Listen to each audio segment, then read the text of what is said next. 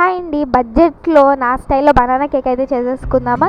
నేనైతే ఇప్పుడు పావు కిలో అదే 250 గ్రామ్స్ ఆఫ్ మైదాని అయితే జల్లించుకున్నాను. 250 గ్రామ్స్ ఆఫ్ మైదాకి నేను 200 గ్రామ్స్ ఆఫ్ షుగర్ అయితే తీసుకున్నాను. 200 గ్రాములు పందాలు తీసుకుని దాన్ని అయితే పౌడర్ చేసుకున్నాను.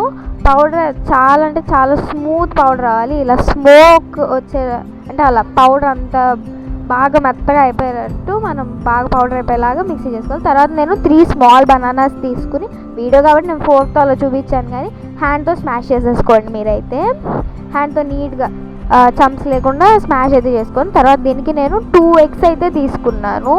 2 ఎగ్స్ సరిపోతాయి. 2 ఎగ్స్ తీసుకుని వాటిని లైట్ ఎల్లో కలర్ వచ్చేంత వరకు బీట్ చేసుకోవాలి.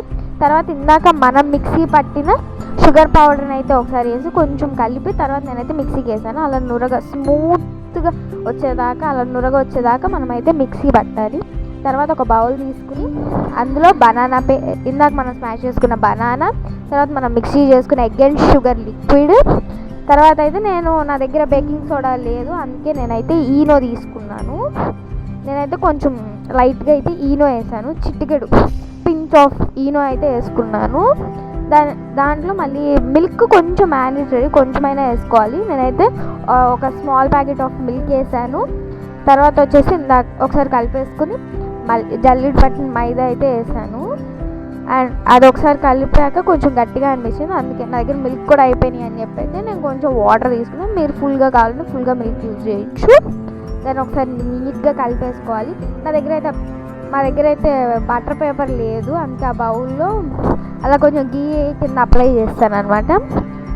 దాంట్లో అయితే ఇందాక మనం మిక్స్ చేసుకున్న బ్యాటర్ వేసి, నేను బ్యాటర్ వేసాక మళ్ళీ పైన గీ వేసాను. ఆ క్లిప్ అయితే మిస్ అయింది. పైన గీ వేసుకోండి. మా దగ్గర ఓవెన్ లేదు కాబట్టి స్టవ్ మీద అయితే కుక్ చేస్తున్నాం. ఒక పెద్ద గిన్నె పెట్టి, ఈ బిర్యానీ చేసే గిన్నె పెట్టి దాంట్లో ఒక స్టాండ్ అయితే పెట్టాను. నేను బేస్లో ఇసుక అయితే వేసాను, మీరు కావాలంటే ఉప్పు వేసుకోవచ్చు.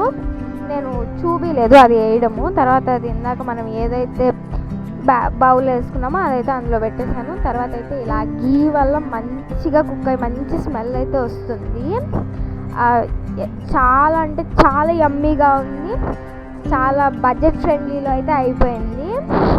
నాకైతే చాలా అంటే చాలా బాగా నచ్చింది. మా కజిన్ బనానాస్ తిన్నాడు, ఈ కేక్ని అయితే లొట్టలు వేసుకుంటూ తిన్నాడు, అంత యమ్మీగా ఉంది.